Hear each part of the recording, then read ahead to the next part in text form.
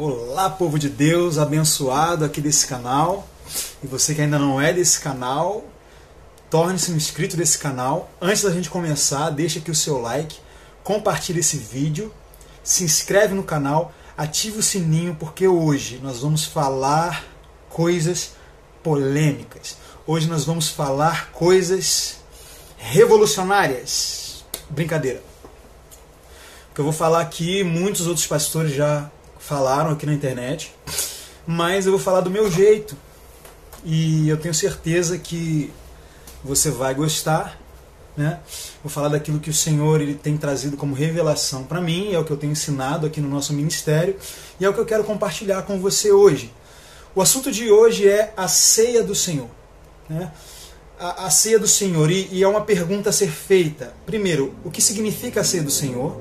Segundo, quem pode e quem não pode participar da ceia do Senhor? E para a gente começar, vale ressaltar que a ceia do Senhor ela teve o seu início, né, com o próprio Senhor Jesus. Ele foi quem instituiu a ceia e ele foi quem serviu a primeira ceia. Isso aconteceu num dia de Páscoa, numa comemoração ali da Páscoa, onde Jesus ele toma o pão e o cálice, e então ele começa a explicar aos seus discípulos que aquele seria o cálice da nova aliança, que tipificaria o seu sangue que era derramado por eles, e o pão tipificaria o seu corpo que era partido por eles. E quando a gente para pensar que Jesus escolhe o dia de Páscoa, o momento em que eles estão celebrando a Páscoa para instituir a ceia, isso é algo extremamente didático para nós. Por quê? Eu não vou dizer aqui que a Santa Ceia é a nossa Páscoa, porque a palavra de Deus diz que Jesus é a nossa Páscoa. Porém, a Santa Ceia, ela substitui a Páscoa de uma forma muito interessante. Por quê? Porque a Páscoa ela era uma sombra que apontava para uma obra futura que Jesus iria realizar. Já a ceia do Senhor, ela não é uma sombra. A ceia do Senhor, ela é um memorial de uma obra que ele já fez, de uma obra que já foi feita na cruz. Quando os hebreus eles celebravam a Páscoa, na verdade eles estavam profetizando algo que aconteceria no futuro. Quando nós, filhos de Deus, celebramos a ceia do Senhor, nós estamos proclamando algo que já foi feito no passado. Então eles praticavam uma sombra, nós praticamos um memorial. Porque quando você pratica a sombra, significa que você ainda não tem a realidade, mas nós já temos a realidade. É isso a primeira coisa que você precisa entender acerca da Santa Ceia. Nós temos a realidade daquilo que é tipificado na mesa do Senhor. Você não usufrui do sangue de Cristo quando você participa da ceia. Você não usufrui do corpo de Cristo quando você participa da ceia. Na verdade, desde o primeiro dia em que você confessou Jesus como Senhor da sua vida, a partir daquele dia até hoje, todos os dias da sua vida, você tem participado do corpo de Cristo. Todos os dias da sua vida você tem usufruído do sangue de Jesus sobre a sua vida. Pare para pensar quantas vezes nesse mês você já pecou e pediu perdão a Deus. Bom, a palavra de Deus diz que se confessamos os nossos pecados, Ele é fiel e justo para perdoar os nossos pecados e nos purificar de toda injustiça. Com o que Ele nos purifica de toda injustiça? João vai dizer que nós temos comunhão uns com os outros e o sangue de Jesus nos purifica de todo pecado. Então todos os pecados que você comete desde que você se converteu, e até mesmo os pecados que você cometeu antes, eles foram lavados pelo sangue de Jesus, e os seus pecados presentes, eles continuam sendo lavados pelo sangue de Jesus. Então você não usufrui do sangue de Jesus naquele momento, na igreja onde você está participando da ceia. Isso não tem lógica nenhuma você pensar isso. Você já usufrui da realidade do sangue de Jesus.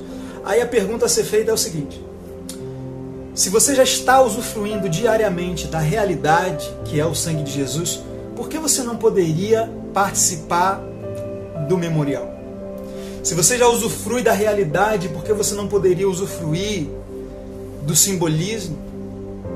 Pare para pensar que isso não faz nenhum sentido. Outro ponto para você refletir. Quando é que você se tornou parte do corpo de Cristo? Foi quando você se batizou nas águas? Foi quando você participou da ceia pela primeira vez? Ou foi quando você nasceu de novo, no dia em que você aceitou Jesus? Com certeza, no dia em que você aceitou Jesus, Paulo vai dizer que nós fomos batizados no corpo de Cristo. Isso está lá em 1 Coríntios capítulo 12. Então, desde o dia em que você aceitou a Cristo, você já faz parte do corpo de Cristo. Por que você não poderia participar do simbolismo do corpo de Cristo? Porque o pão e o vinho, ao contrário do que algumas religiões ensinam, ele não é literalmente o corpo de Cristo, né? Tem algumas... A Igreja Católica, por exemplo, acredita que no momento da ceia, o pão se torna realmente o corpo de Cristo, né? Eles creem na transubstanciação, aquilo ali se torna o corpo de Cristo e o vinho se torna o sangue de Cristo, mas nós não cremos assim. Nós cremos que aquilo ali tipifica, simboliza o corpo de Cristo e o vinho simboliza o sangue de Cristo. Agora, o verdadeiro corpo de Cristo não é aquele pão. O verdadeiro corpo de Cristo somos nós. Sou eu e sou você. O verdadeiro sangue de Cristo não é aquele suco que você bebe. O verdadeiro sangue de Cristo é aquilo que te lava todos os dias. Então, se alguém não está apto para participar da ceia, essa pessoa então não está apta para nada. Nem para aceitar Jesus, porque a partir do momento que ela aceita Jesus, ela já está participando da ceia. Ela já está participando da realidade que a ceia representa. Ela já está tocando, usufruindo do sangue de Jesus. Ela já está dentro do corpo de Cristo. Como você pode proibir essa pessoa de participar da mesa do Senhor, se todo culto é uma mesa do Senhor? A partir do momento que o corpo se reúne para adorar a Deus, para ouvir a palavra, aquilo é a mesa do Senhor. É a mesa dos filhos de Deus. Aquilo é o corpo de Cristo reunido. E aí você já deve estar se perguntando, mas Danilo, a Bíblia diz que não podemos tomar a ceia indignamente. Eu sei que a Bíblia diz isso. Agora eu pergunto para você. Você sabe o que é tomar a ceia indignamente? Você sabe? Você já examinou o texto? Paulo disse que tomar a ceia, comer e beber indignamente, é fazer isso sem discernir o corpo.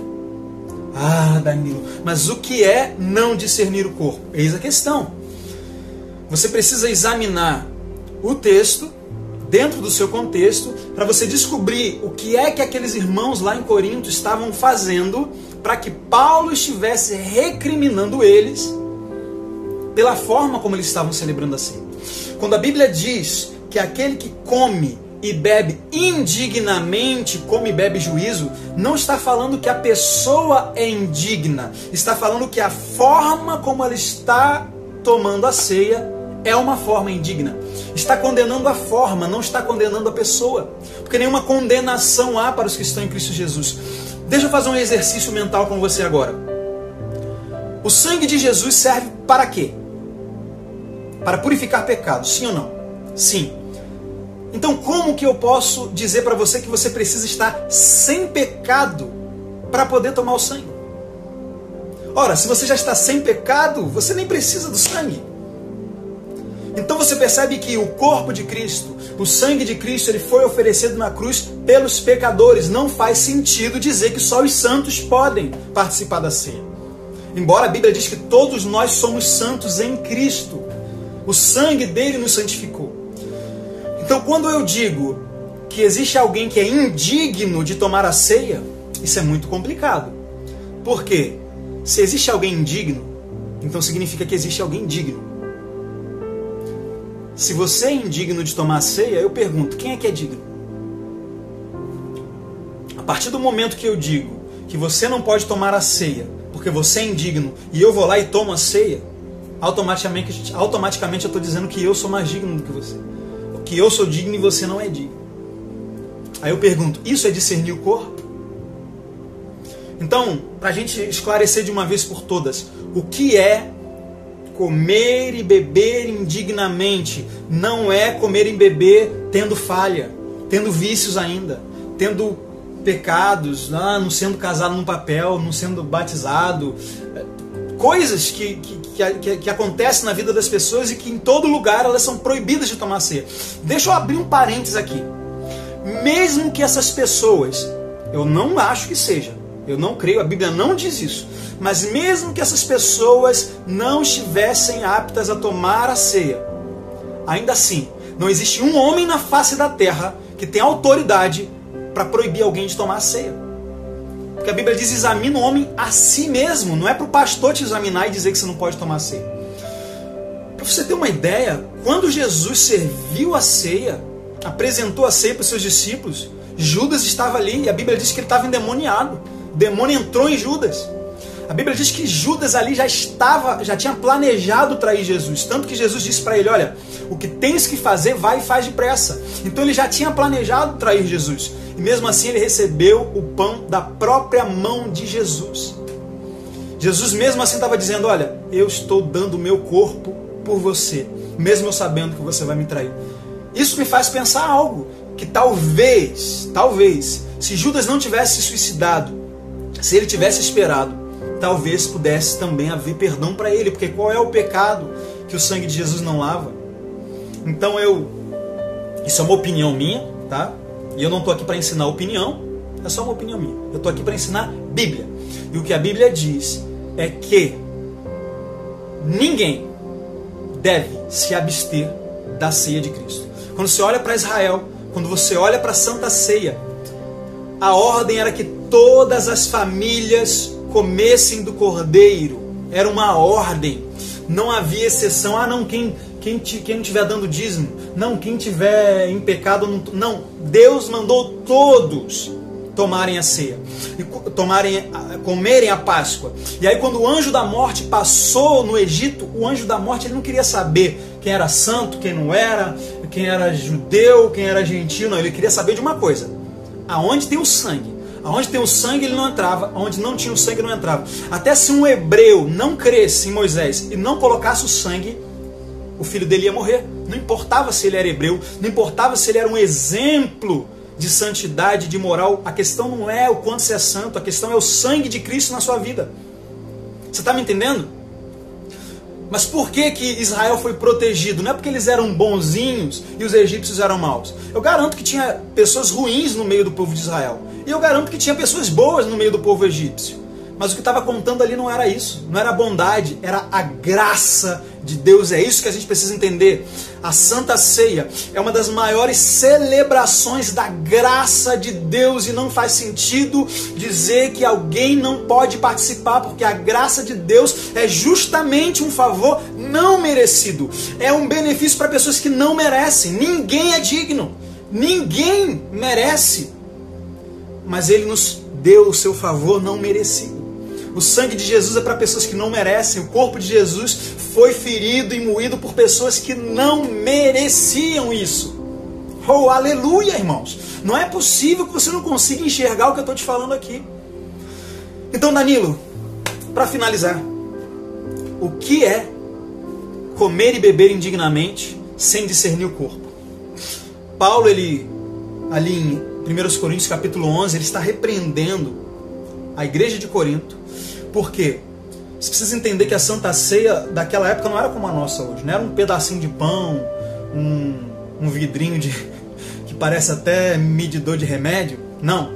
Era um banquete, querido. E cada um trazia uma parte daquele banquete. E as pessoas que tinham dinheiro traziam mais. As pessoas que não tinham traziam menos. E tinham aquelas pessoas que não tinham nada. Aquelas pessoas que estavam na miséria, e essas pessoas vinham e elas participavam. Era um momento de repartir, era um momento de solidariedade, no momento em que ali no meio deles todos comeriam da mesma fartura, o pobre, o rico. E o que é que estava acontecendo ali? Pessoas estavam sendo privadas da ceia. Eu, sendo rico, trazia a minha ceia. E aí tinha um irmãozinho ali que era pobre, eu não gostava dele, não queria me misturar. Eu comia minha ceia aqui sozinho, com a minha família, ou com o meu grupinho, e deixava o irmão lá, que não tinha nada para comer e nada para beber, chupando o dedo. Leia o contexto, Paulo vai dizer, olha, tem uns que se fartam, tem uns que se embriagam, enquanto outros estão passando fome, outros estão se embriagando. Vocês estão envergonhando a igreja de Deus e aqueles que não têm nada, ou seja, eles estavam tripudiando dos irmãos que não tinham nada. Eles estavam lá se fartando, enchendo a cara de vinho, enquanto o irmão lá pobre ficava olhando, chupando o dedo. Presta bem atenção, que o que Paulo está condenando é justamente o fato de que algumas pessoas não estão participando da ceia. E aí as pessoas usam esse texto justamente para impedir que pessoas participem da ceia. Olha que coisa engraçada. Sendo que o que Paulo está condenando é justamente o fato de algumas pessoas não estarem tomando a ceia. Isso não é interessante? Então o que seria não discernir o corpo? É não entender que nós somos um só corpo. Que o verdadeiro corpo de Cristo é a igreja. E não adianta eu dizer que eu estou participando do memorial se eu estou ofendendo o meu irmão, se eu estou com inimizade, partidarismo com o meu irmão, porque a ceia ela é a comunhão do corpo de Cristo. Então comer e beber indignamente é comer e beber de forma errada, e era o que eles estavam fazendo. Não é que eles tinham pecado em casa e aí agora eles não eram dignos de participar da ceia, não. A própria ceia que eles estavam participando é que era o pecado. O ato de tomar a ceia é que estava sendo um ato pecaminoso, porque eles estavam fazendo isso de forma errada, de forma indigna. Então não está falando da pessoa indigna, está falando da forma indigna de tomar a ceia, sem discernir o corpo, sem discernir que é um momento não apenas de comunhão com Deus, mas de comunhão com o corpo de Cristo. Mas Danilo, e os meus pecados? João vai dizer que se andamos na luz, como Ele na luz está, temos comunhão uns com os outros, e o sangue de Jesus nos purifica de todo o pecado. Então eu estou aqui para te dizer, se você aceitou a Jesus, não adianta você achar que não vou participar do corpo.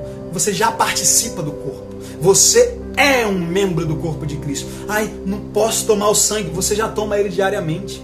O sangue já tem uma cachoeira do sangue de Jesus em cima de você, querido. Você é lavado todos os dias pelo sangue de Jesus. Então, se você pode usufruir da realidade, por que você não poderia usufruir do simbolismo? Eu espero ter abençoado a sua vida hoje com essa informação. Se você gostou desse vídeo, não deixe de deixar o seu like. Comenta aqui embaixo o que você achou disso, se você concorda, se você não concorda. Vamos bater um papo aqui nos comentários.